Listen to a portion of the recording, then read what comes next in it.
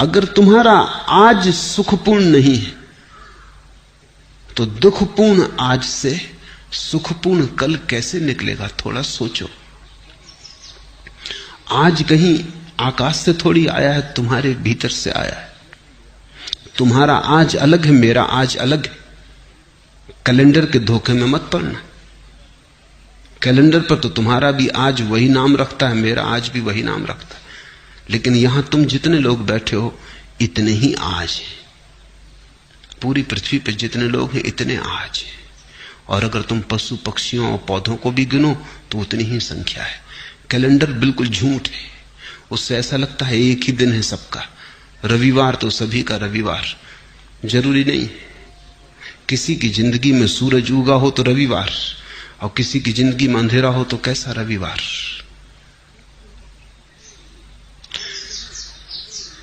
आज कहीं आकाश से नहीं उतरता है, समय कहीं बाहर से नहीं आता है। समय तुम्हारे भीतर से पैदा होता है। तुम ही आज को जीकर कल को पैदा करोगे। तुम्हारे ही गर्भ में निर्मित होता है कल। कल निर्मित हो रहा है आज। और इसलिए मैं कहता हूं आज और अभी जी लो, और इतने आनंद से जियो, ऐसे भरपूर जियो कि जो तुम्हारे गर्भ में निर्मित हो रहा है वो भी रूपांतरित हो जाए, वो तुम्हारे आनंद को पकड़ ले। अगर आज तुम दुख में जी रहे हो, कल की आशा कर रहे हो सुख की, आशा से पैदा नहीं होगा कल। कल तो तुमसे पैदा होगा। तुम जैसे जी रहे हो उससे पैदा होगा, तुम्हारे अस्तित्व से पैदा होगा, तुम्हारे सपनों से नहीं। समझो, एक मां बीमार है और उसके गर्भ में एक बेटा है और रुग्ण है और शरीर जराजीर्ण है। बेटा तो इस जराजीर्ण रुग्ण शरीर से पैदा हो। मां चाहे सपने कितनी देखती हो कि बेटा बड़ा स्वस्थ होगा, महावीर जैसा स्वस्थ होगा, इससे कुछ हल नहीं होने वाला। इस सपने से बेटा पैदा नहीं होने वाला। बेटा तो सच्चाई से पैदा होगा। तुम्हारा कल तुम्हारे सपने से पैदा नहीं होगा, तुम्हारे आज की असलियत से पैदा होगा, हकीकत से पैदा होगा। तुम आज क्या हो? अगर तुम नाच रहे हो तो तुमने आने वाले कल के लिए नाच दे दिया। अगर तुम प्रमुदित हो, प्रफुल्लित हो, तो कल का फूल खिलने ही लगा, क्योंकि जिस फूल को कल खिलना है उसकी कली आज ही तैयार हो रही है। प्रतिपल तुम अगला पल पैदा कर रहे हो। प्रति क्षण अगला क्षण तुम्हारे भीतर निर्मित हो रहा है, तैयार हो रहा है। तुम सृष्टा हो। तुम अपने समय को खुद पैदा करते हो। इसलिए मैं तो कहता हूं आज जियो, लेकिन तुम्हें लगता है वर्तमान जीने जैसा नहीं लगता। अगर वर्तमान जीने जैसा नहीं लगता तो कल भी तो वर्तमान होकर ही आएगा, फिर वो भी जीने जैसा नहीं लगेगा। परसों भी वर्तमान होकर ही आएगा, वो भी जीने जैसा नहीं लगेगा। तो इसी को तो मैं आत्मघात करना कहता हूं। तो आत्महत्या कर रहे हो, जी नहीं रहे हो। जीने का कोई और उपाय नहीं है, आज ही है और आज ही जीना है। जीने जैसा लगे या न लगे इससे कोई फर्क नहीं पड़ता। जीने का और कोई ढंग है ही नहीं। जीना तो यही होगा। कल के भुलावे में मत पड़ो। कल के भुलावों ने बहुतों को डुबाया है। आज जियो। ये क्षण खाली न चला जाए। ये क्षण अवसर है, इसे तुम ऐसा ही मत गंवा देना। कुछ बना लो इसका, कुछ रस ले लो इसमें, कुछ भोग लो इसे, कुछ पहचान लो इसे। इसका स्वाद उतर जाने दो तुम्हारे प्राणों में। ये ऐसा ही ना चला जाए, क्योंकि अगर समय ऐसा ही जाता है तो समय को ऐसे ही चले देने की आदत मजबूत होती चली जाती। फिर धीरे धीरे समय को गंवाना तुम्हारी प्रकृति हो जाती। भोगो इसे, चूसो इस क्षण को, निचोड़ लो इसको पूरा। इसका रस जरा भी छूट ना जाए। यही परमात्मा के प्रति धन्यवाद है, क्योंकि उसने तुम्हें अवसर दिया, जीवन दिया, और तुमने ऐसे ही गंवा दिया।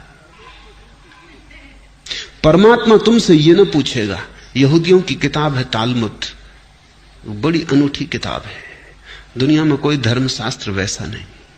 तालमुद कहती है कि परमात्मा तुमसे ये न पूछेगा कि तुमने कौन कौन सी गलतियां की, गलतियों का वो हिसाब रखता ही नहीं। बड़ा दिल है।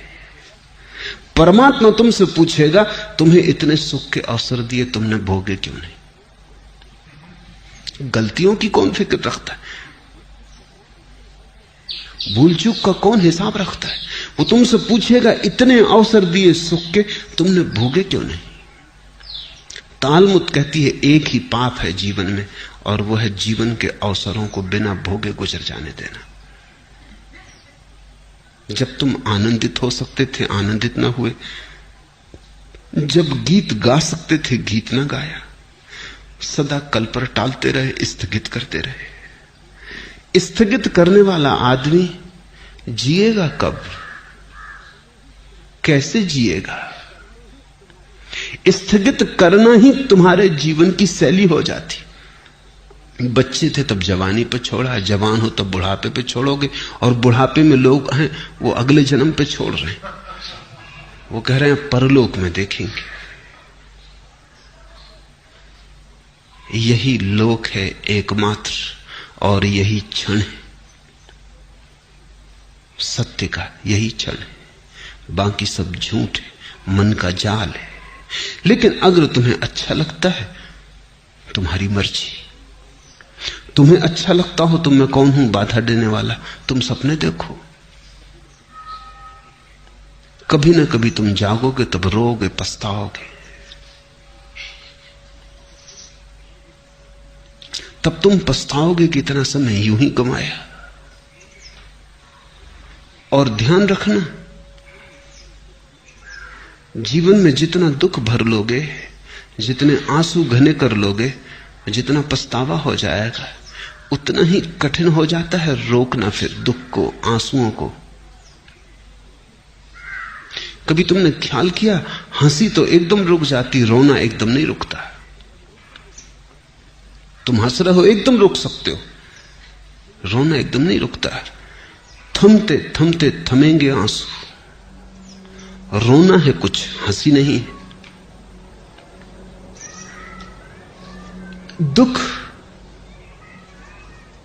ऐसा सरोबोर कर लेता है, दुख ऐसी गहराइयों तक प्रविष्ट हो जाता है, तुम्हारी जड़ों तक समाविष्ट हो जाता है कि फिर तुम उसे रोकना भी चाहो तो कैसे रोको।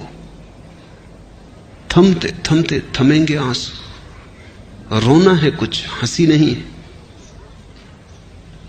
ये कोई मजाक नहीं है कि रो लिए और रोक लिए। ये कोई हंसी नहीं है कि हंस लिए और रोक लिए। हंसी तो तुम्हारी ऊपर ऊपर होती, रुक जाती। रोना बहुत गहरे चला जाता है। रोना तुम्हारे जीवन में सब तरफ भर जाता है। और रोज रोज अगर तुम रोने को इस तरह संभालते गए और जीने को कल पे टालते गए, तुमने कहा हंसेंगे कल, रोएंगे आज, और तुम जो दलील दे रहे हो वो दलील ये है कि अपना वर्तमान तो सुखद मालूम नहीं पड़ता, इसलिए सुखद सपने देखेंगे। सुखद वर्तमान क्यों नहीं है ये पूछो। इसलिए नहीं है कि कल भी तुमने सपने देखे थे आज के, और कल का दिन गंवा दिया जिसमें आज सुखद हो सकता था, जिसमें आज की आधारशिला रखी जा सकती थी।